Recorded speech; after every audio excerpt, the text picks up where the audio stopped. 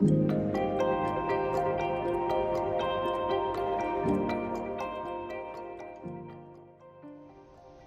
limitation. What is really happening?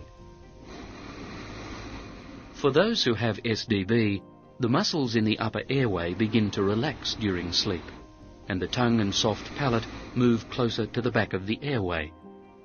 This usually occurs if you are lying on your back or side due to the force of gravity.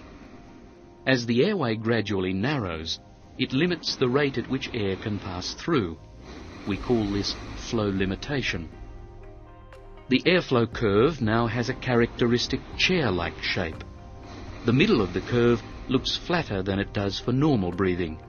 The flow at this point is being limited by the restricted airway. As these breathing effort traces show, our model is working harder to breathe. Despite the flow limitation, the sounds of breathing are still fairly normal. From breath to breath, as flow limitation continues, the oxygen level in the blood remains quite steady and the heart rate remains fairly stable. At some point, the increased work of breathing against flow limitation may lead to an arousal. An arousal is a disturbance in the sleep cycle. This may be accompanied by some movement. There is a visible increase in brainwave activity and heart rate. Each arousal has a powerful effect on your body. On arousal, our model quickly takes a few deep breaths. As muscle tone returns to the tongue and soft palate, the airway opens. The airflow trace returns to the normal bell shape, although an amplified one. This flow limitation arousal sequence may occur several times every hour. Although there may not be much change in the sounds of your breathing, your partner may notice you tossing and turning restlessly. You may wake up feeling tired. The effect on your body is strong enough to disturb your sleep and prevent you from getting the real rest you need in order to be healthy.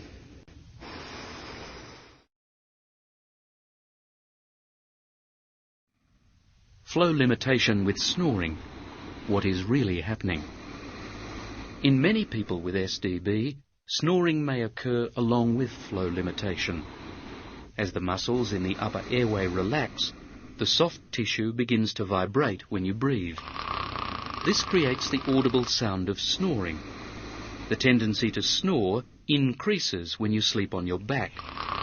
It is also affected by other factors, such as taking certain medication like sedatives, consuming alcohol, or general tiredness. Notice the turbulence on the airflow curve.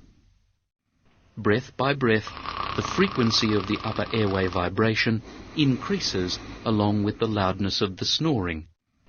Snoring also increases the effort required to breathe.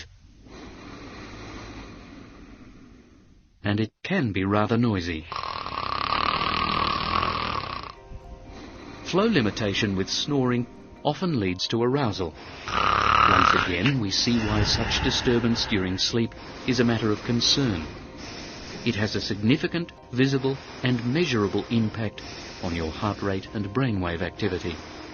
On arousal, our model rapidly takes a few deep breaths. As he does so, the various characteristics begin to normalize again. Whenever an arousal occurs to restore normal breathing, it interrupts your sleep. Because of the noise that accompanies snoring, most partners can readily identify this type of sleep-disordered breathing.